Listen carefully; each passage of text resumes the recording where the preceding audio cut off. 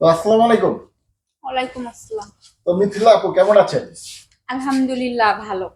তো হিরো আলমের সাথে এখন আপনার সম্পর্কের কি অবস্থা একটু যদি বলতেন। হিরো আলমের সঙ্গে আমার হচ্ছে মামলা মোকদ্দমার সম্পর্ক, তাছাড়া আর কোনো সম্পর্ক নেই। তো এই যে বিয়ের পরে আসলে এই যে মামলা মোকদ্দমার সম্পর্কে গেল কি কারণে একটু বলবেন আমাদেরকে? তার সাথে তো আমার পরকীয়া আচ্ছা আচ্ছা। পরকীয়া করে বাসা ভাড়া করে রেখেছে, তারপরে হচ্ছে তার বগুড়ার বাড়িতে রেখেছে, 2বার বাচ্চা নষ্ট করেছে। সে তো আমাকে বিয়ে করেনি, এই জন্য তার নামে আমি হচ্ছে ধর্ষণ মামলা দিয়েছি, আর হচ্ছে আপনার ভ্রূণ হত্যা মামলা, প্রতারণা।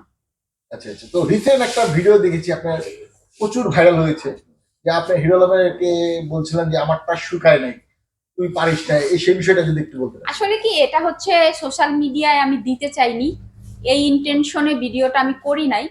উনি সবসময় তো আপনারা যদি প্রশ্ন করেন সবসময় আমার বিষয়টা এড়িয়ে যায় অসংখ্য। আমি এবার আগে আমি চাইলে অনেক কিছুই রাখতে পারতাম, ভিডিও অডিও, আমি রাখিনি, কিন্তু এবার না উনি খুবই একটা মানে বাটপার, বুঝতে পেরেছেন?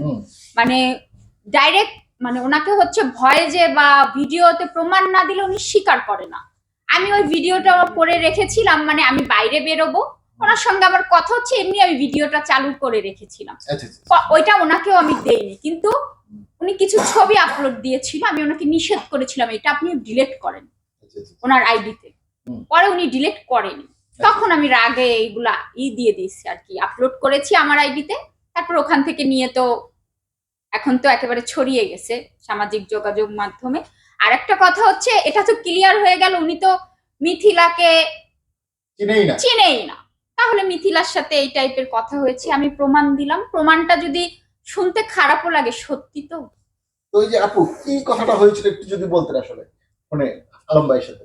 এমনি কথা নরমালি আমি বাইরে যাব কথা হচ্ছিল, উনি মানে পারিবারিক কথা হয় ওনার সঙ্গে আমার বেশি, মানে ওনার পরিবার নিয়ে বিস্তারিত এইভাবে কথা হতে হতো। ওই সময় আমিও রেগে গেছিলাম, ওই যে উনি বগুড়ায় যাওয়ার পথে ইতির সাথে ভিডিও করে গেছিল, ওই বিষয়টা নিয়ে আমার রাগ ছিল। সেই রাগটা আর কি চিল্লাপাল্লা করে, ওই ভিডিওটা তো আমার 2টা ফোন, একটা ওনার সঙ্গে ভিডিও কলে, আর একটা ফোন হচ্ছে আপনার এই যে, একটা হচ্ছে ওনার সাথে ভিডিও কলে রয়েছে, আর একটা ফোন এমনি চালু করা রয়েছে, ভিডিও হয়ে গেছে রেকর্ড। মানে হাজবেন্ড ওয়াইফের যে ধরনের কথা হয়, এটা আসলে আমার দেওয়ার কোনো ইচ্ছা ছিল না, কিন্তু বারবার বারবার এই দেখেন রিয়ামণিও বলে, আলম তো স্বীকার করে না। রিয়ামণি নিজে দেখেছে আমাদের ঘনিষ্ঠতা, ওর মোবাইলে অনেক ভিডিও আছে আলমের আর আমার ঘনিষ্ঠতা, ও নিজে ভিডিও করেছে আমরা যখন কক্সবাজার যাই। তারপরে এই সোশ্যাল মিডিয়াটা মিথ্যা কথা বলে, আমি খারাপ ভাবে হলেও আমি প্রমাণ দিয়ে দিলাম।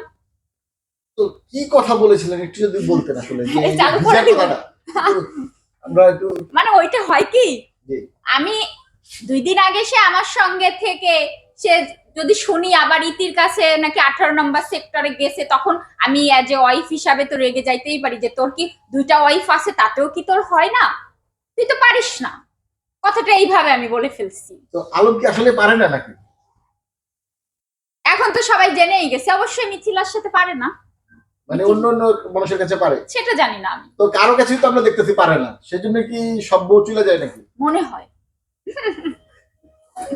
এটাই মনে হয় রিজন। এবার কিন্তু মেয়েরা বুঝে শুনে আসবে। আচ্ছা, তো হিরো আলমের সাথে কি সম্পর্কটা রাখতে চাচ্ছেন কিনা?